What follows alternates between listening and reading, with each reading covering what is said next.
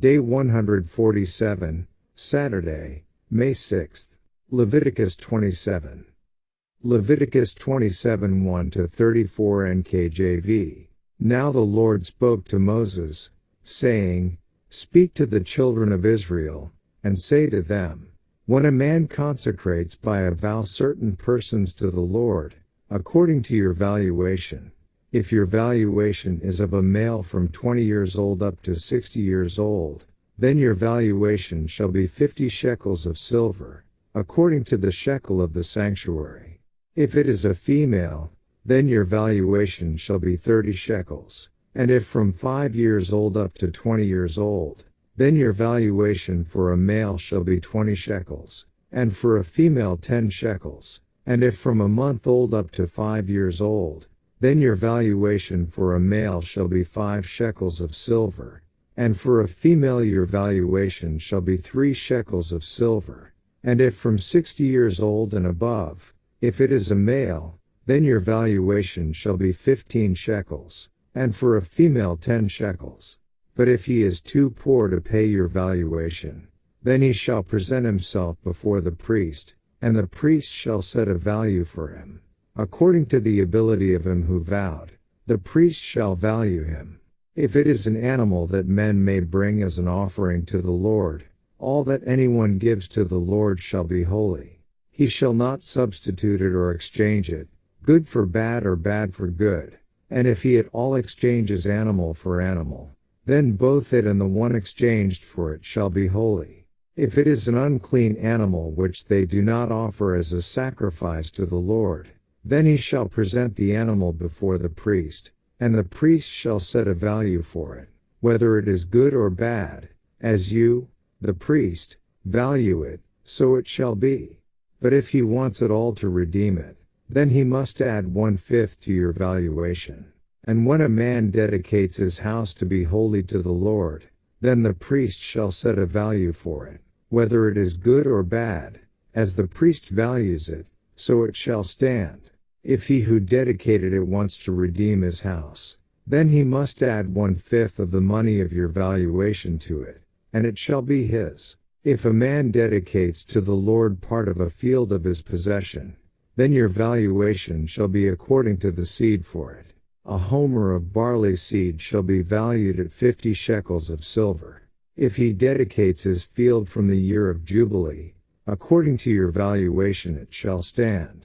But if he dedicates his field after the Jubilee, then the priest shall reckon to him the money due according to the years that remain till the year of Jubilee, and it shall be deducted from your valuation.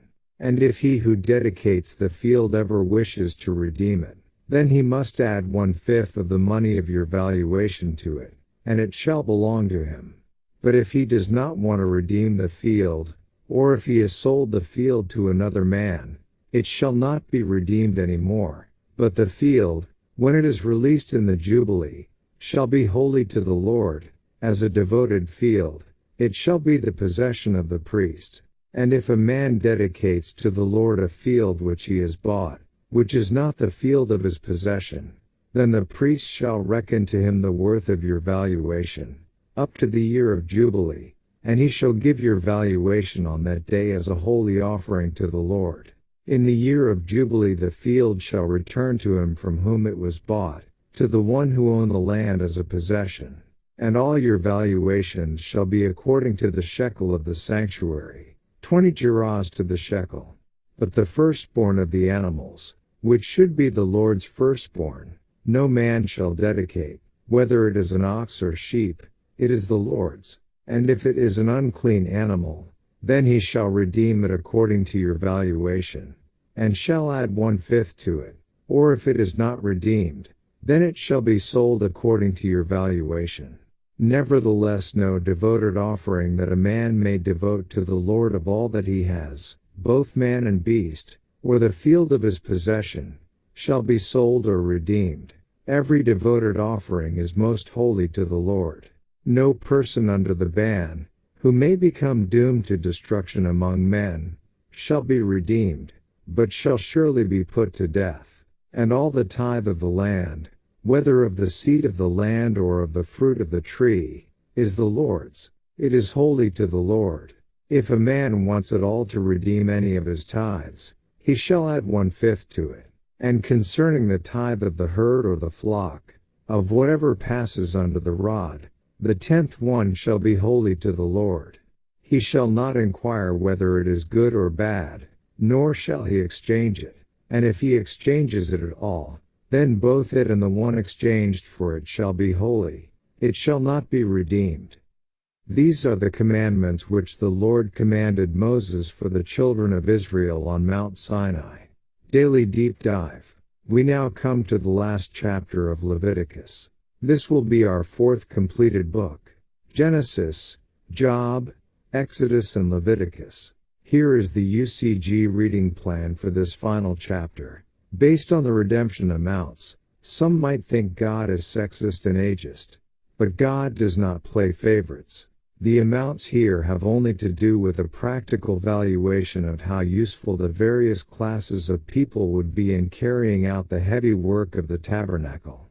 Certain dedicated property could be redeemed through paying the valuation plus an additional 1/5.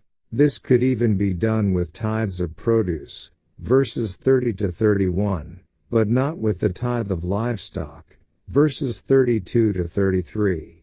Every 10th animal was part of the tithe that belonged to God.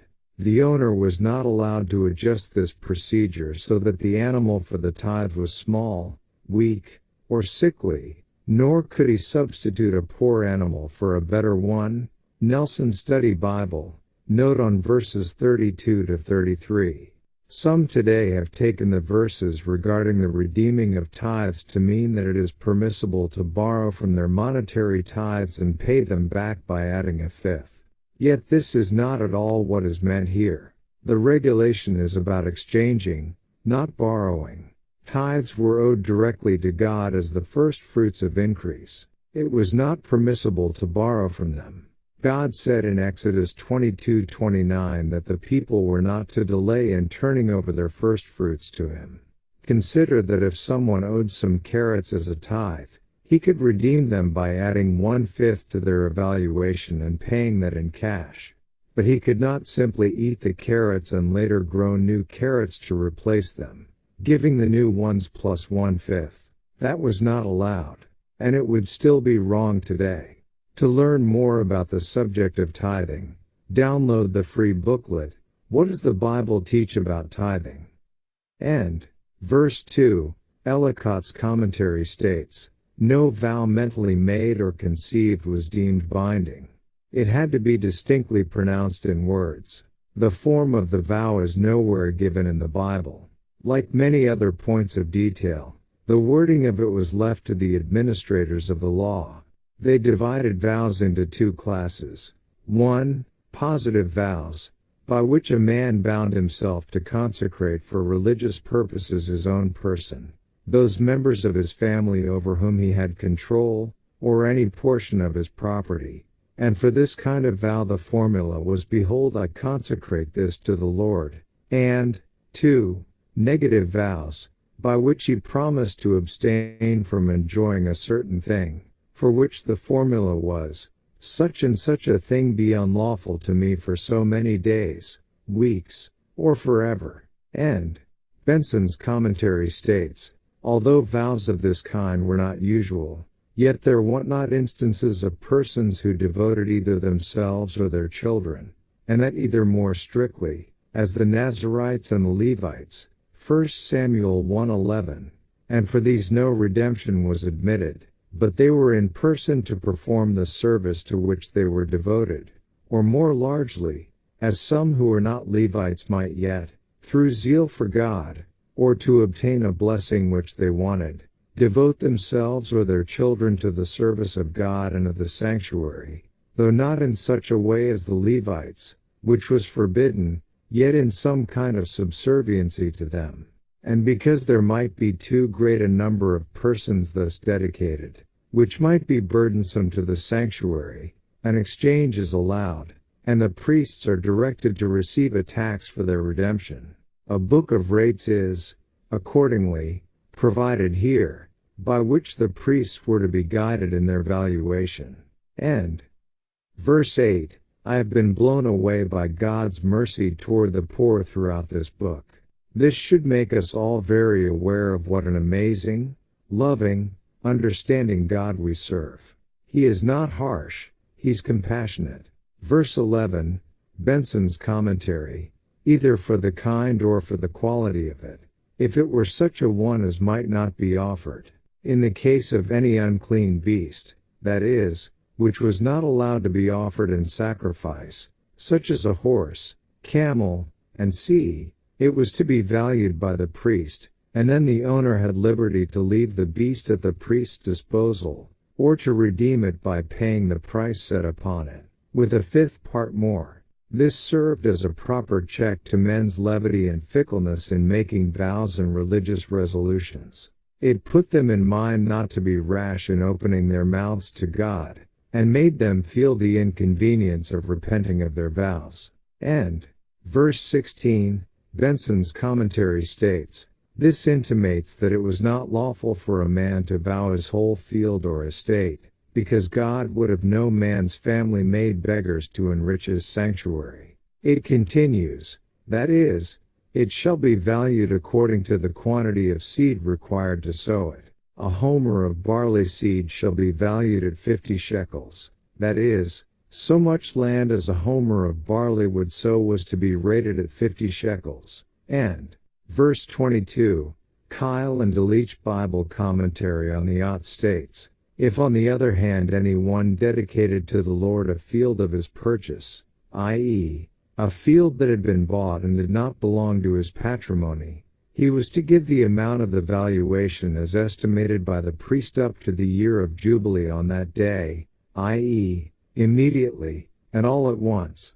This regulation warrants the conclusion that on the dedication of hereditary fields, the amount was not paid all at once, but year by year. In the year of Jubilee the field that had been vowed, if a field acquired by purchase, did not revert to the buyer, but to the hereditary owner from whom it had been bought, according to the law in Leviticus 25:23-28. And, verse 26, no man can dedicate what already belongs to God.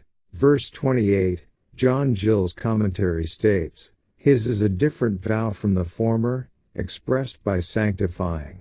For though sanctifying and devoting were both vows, yet the latter had an execration or curse added to it, by which a man imprecated a curse upon himself, if that itself, which he devoted, was put to any other use than that for which he devoted it. Wherefore this sort of vow was absolute and irrevocable, and what was vowed was unalienable, and therefore not to be sold or redeemed as afterwards expressed, whereas things sanctified might. And, verse 29, Ellicott's commentary states, that is, every one banned from amongst men, or every human being banned, is not to be redeemed. Like the cattle and the patrimonial estates, when once devoted to God by a vow of banning, the man thus banned by a vow comes irretrievably under the class of most holy unto the Lord, or one irrevocably withdrawn from the power of man.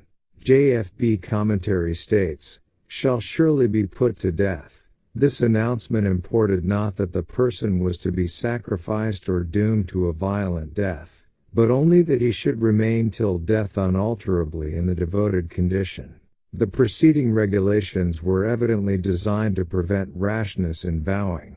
Verse 32, JFB commentary states, this alludes to the mode of taking the tithe of cattle, which were made to pass singly through a narrow gateway, where a person with a rod, dipped in ochre, stood, and counting them, marked the back of every 10th beast, whether male or female, sound or unsound. This is a very fair system of God. Had God required that the first animal be given, and someone only had 5 animals, they would actually be giving 20% of their animals.